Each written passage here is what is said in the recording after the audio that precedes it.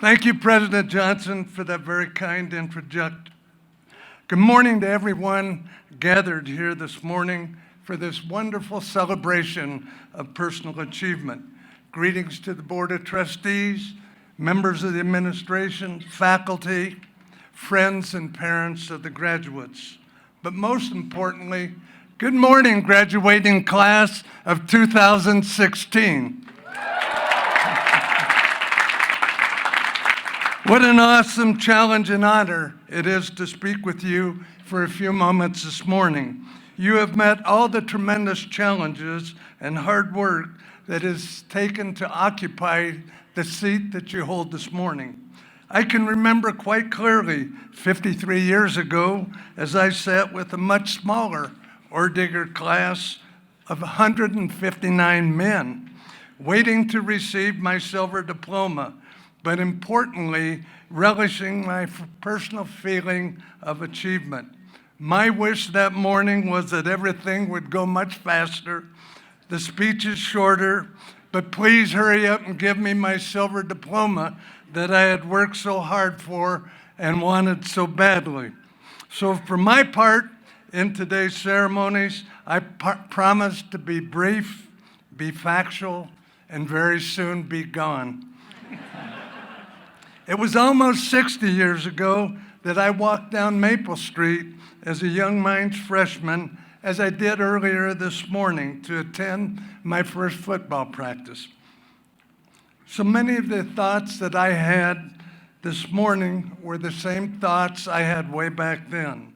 I was thankful and honored that I had the opportunity to attend Minds and to earn a Minds degree. I was thankful for the honor and privilege to play Minds football. I'm thankful that the players and coaches that I was soon to meet would be my friends and mentors for a lifetime. I'm sure that many of you shared that same thinking as you came regarding your own personal experiences as you came to these ceremonies this morning. Most of you will be leaving close friends and faculty who have journeyed with you the past several years as you all depart toward exciting new destinations and careers. Please be assured, however, that the bond of a Minds degree will always keep you close in spirit if many, many miles and countries apart. What is this bond of a Minds degree? Surely it wouldn't have anything to do with the requirement to make me, as a confident freshman, walk up Mount Zion carrying a 10-pound rock and indulge in pouring whitewash over the rocks and each other. Or it couldn't have anything to do with the failing grade that I received on my first calculus test after never failing at anything before. Perhaps having to study more and work harder than I ever had in my life or could ever imagine that I could may have something to do with it also. Maybe the 28,000 living alumni have provided a tremendous reputation of success and achievement after graduation. I firmly believe it's all of these. I have never met a Minds woman or a Minds man who does not consider their graduation from Minds as one of their greatest and most significant lifetime achievements. As you leave these ceremonies today, you will leave with a clean slate. Thus begins one of the most exciting times of your life. Your past, the good and the bad, is now behind you, and your future is bright and full of hope. It is completely under your control. Your successes begin at this time to build your career resumes. How exciting, this time of a new beginning. I used to tell my freshman football players on their first day at Minds, beginning today, you are a straight A student and a football All-American. It is all up to you and only to you from this point on. As you begin this next phase of your life journey, you will have your Minds degree as your constant companion.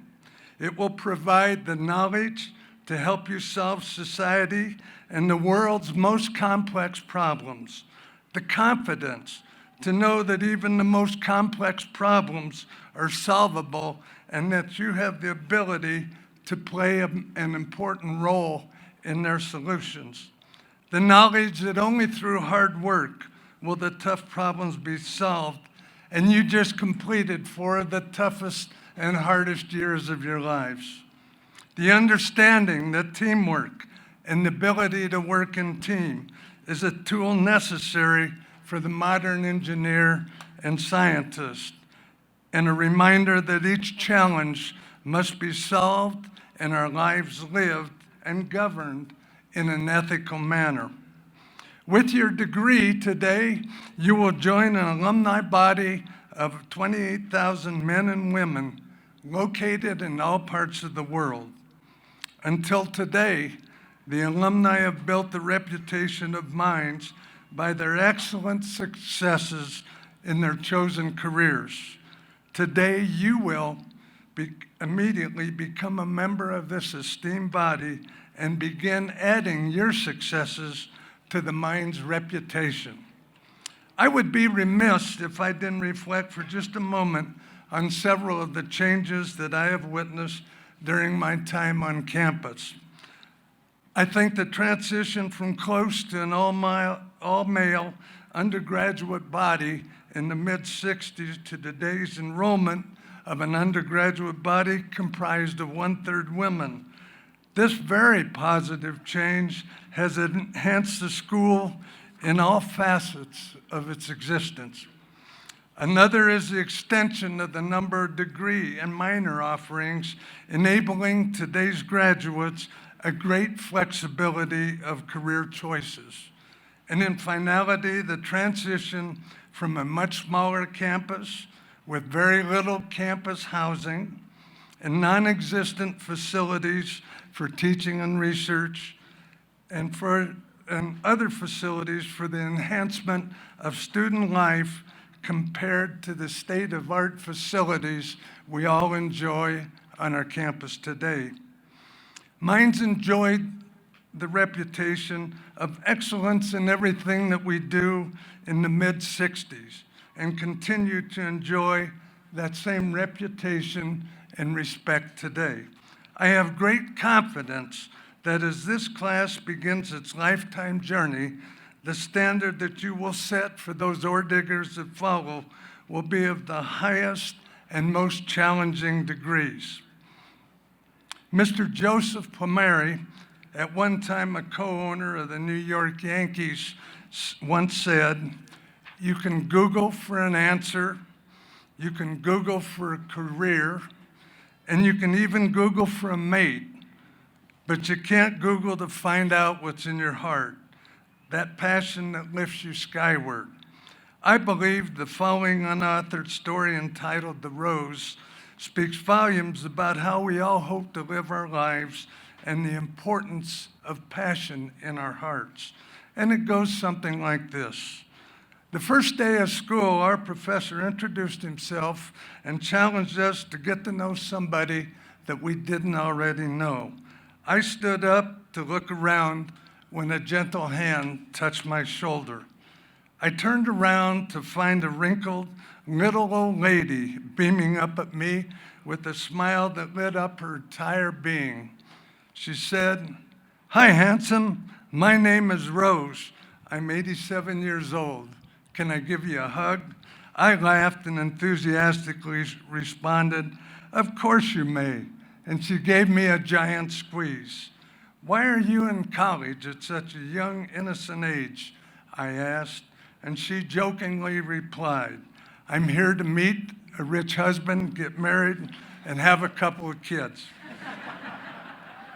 No, seriously, I asked, what may have motivated her to be taking on this challenge at her age?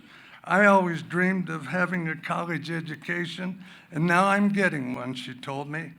And after class, we walked to the student union and shared a milkshake. Over the course of a semester, Rose became a campus icon, and she easily made friends wherever she went. She loved to dress up and reveled in the attention bestowed upon her from the other students. She was really living it up. At the end of the semester, we invited Rose to speak at our football banquet. I'll never forget what she taught us. She was introduced and stepped up to the podium. As she began to deliver her prepared speech, she dropped her 3x5 cards on the floor. Frustrated and a little embarrassed, she leaned into the microphone and simply said, "I'm sorry I'm so jittery. I gave up beer for Lent, and this whiskey is killing me."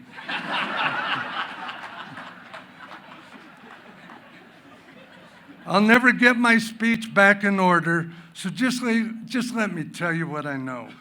As we laughed, she cleared her throat and began. "We do not stop playing because we are old. We grow old because we stop playing. There are only a few secrets to staying young, being happy, and achieving success. You have to laugh and find humor every day. You've got to have a dream, and when you lose your dreams, you die. We have so many people walking around who are dead and really don't even know it. There is a huge difference between growing older and growing up. Anybody can grow older. That doesn't take any talent or any ability. The idea is to grow up by always finding opportunity and change, having no regrets. The elderly usually do not have any regrets for what they did, but rather for those things they did not do. The only people who fear death are those with regrets.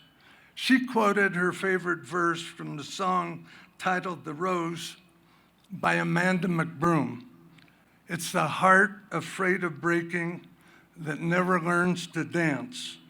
It's the dream afraid of waking that never takes a chance.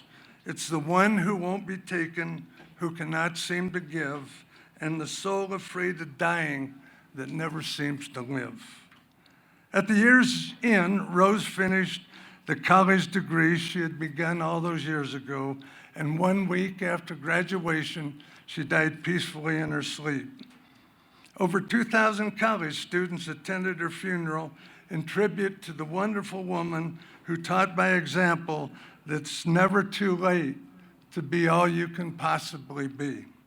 Remember, growing older is mandatory, growing up is optional. We make a living by what we get. We make a life by what we give. And in closing this morning, I do hope that each of you will remember the importance of strong family ties in everything that you do. The importance of working hard each day, but leaving time to love and to enjoy life. Never forgetting that we all have others to thank for the opportunity for all of us to be here today. And that when the call is sounded for community service, an ore digger will always be first in line. Never forget the Colorado School of Mines and the lifetime of opportunity that it has provided to each of us. And most importantly, remember the alumni verse of the Mines fight song that goes like this: "Wherever in this pay dirt world ore diggers choose to roam, that M up on the mountain will always stand for home." Thank you and good morning.